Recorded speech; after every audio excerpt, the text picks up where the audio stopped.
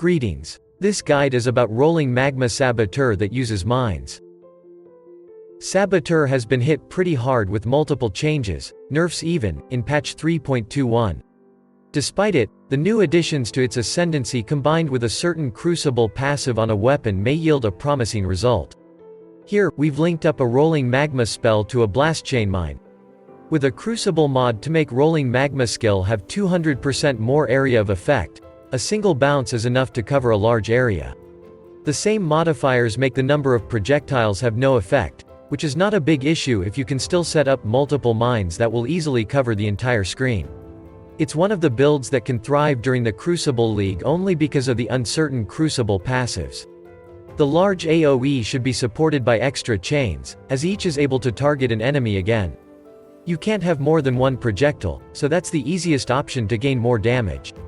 The Saboteur is still one of the best choices for a mine build. As the enemy is shocked, chilled, and ignited, you can use Explosives Expert for more crit multiplier, crit chance, and fire penetration. With Bomb Specialist you have a 20% chance to deal 50% more and take 50% less area damage. All these hits will easily be able to target the same single enemy, making it extremely good at killing bosses as well as clearing maps due to the already mentioned enormous AoE. Usually the small area of effect is the obstacle preventing the shotgun effect, but here, it's extremely easy to achieve. On top of maximum life and some ES, the pool of other defensive layers consists of Ignite and Shock Immunity, Life Regeneration, Mediocre Armor, Attack and Spell Block Chance, and even some Spell Suppression. The build is not fragile by any means, but not outstandingly resilient too. Clear speed is great. With minefield support, you're supposed to throw a handful of mines every few seconds. Single target damage is one of the highest for this type of build.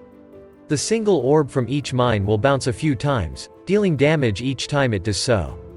Price is variable as the build consists mostly of rare items. The notable expenses include a good weapon with the Crucible Tree and the NIMIS ring.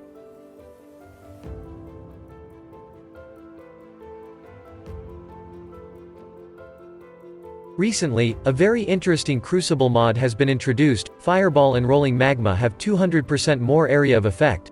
Modifiers to number of projectiles do not apply to Fireball and Rolling Magma.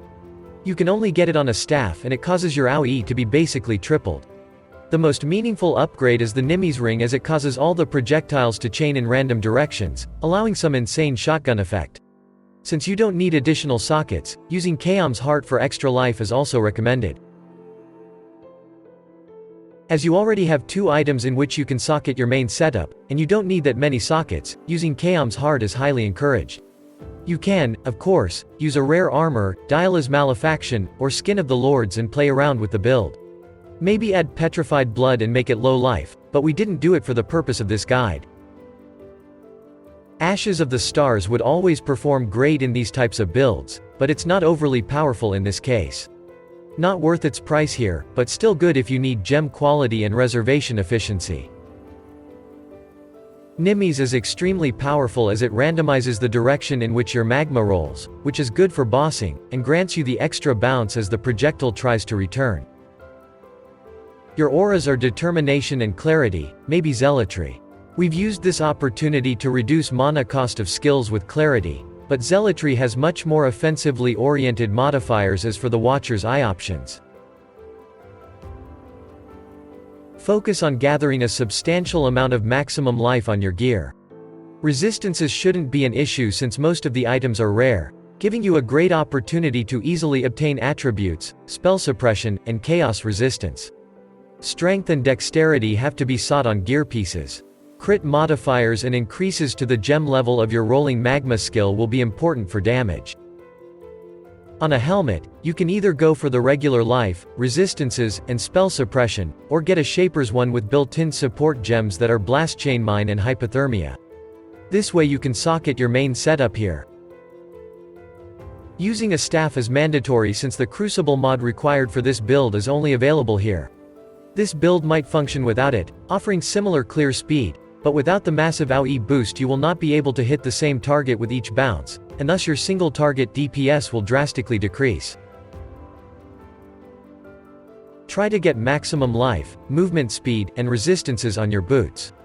Onslaught, Elusive, and Tailwind modifiers will increase your movement speed but are not that important. For the Eldritch mod, get the one that drops Brittled Ground. On the gloves, try to gain the basic defensive stats. The Eldritch implicits here can be quite good: fire exposure and unnerve on hit. The belt is a great place to gain a lot of maximum life, resistances, and strength. An amulet could increase the gem level of a relevant skill by 1 or 2. Critical strike, maximum life, attributes, and resistances mods are common. Rings are one of the best places to look for attributes and resistances. The flammability curse on hit is not really necessary, as you can have it linked with Arcanist brand. Besides life and resistance, seek the critical strike mods on your jewels. For nearly all builds relying on critical strikes, Bottled Faith is the best flask. It increases damage and crit chance. Other flasks we included are Life Flask with instant life recovery and bleed immunity, Granite Flask with increased armor, Silver Flask with reduced curse effect or freeze immunity, and a Quicksilver Flask with increased movement speed.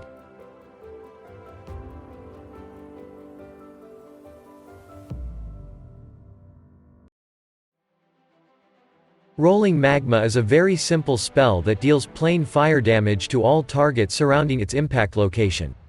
Blast Chain Mine support transmogrifies Rolling Magma into a mine. Hypothermia support makes hits against chilled enemies deal more damage. These two can be found on a helmet as a shaper's suffixes. Other support gems are Trap and Mine Damage, Minefield, and Elemental Focus. Arcanist brand attaches itself to an enemy and triggers all linked to its spells. These spells are Wave of Conviction, which applies exposure and hits the enemy so that it can cause Ignite, and Flammability, a hex curse that lowers fire resistance. Combustion will reduce fire resistance once more if you manage to ignite with the wave, and increases the chance to ignite by 25%. Now for the auras. Determination adds and increases armor to prevent incoming physical hit damage. Clarity regenerates a certain amount of mana per second. You will need it since your mines constantly reserve mana until detonated. Skitterbots chill and shock enemies nearby. These invulnerable minions can also trigger mines, which you may detonate again, and grant you more mine damage. Use Herald of Ash for more and increased spell fire damage, and to burn enemies dying nearby those that you've killed. Link these 4 with Enlightened support to reserve less mana. Use Level 1 Tornado. It floats toward enemies dealing insignificant damage. With Power Charge on critical, this tornado has a chance to grant you a Power Charge on critical strike.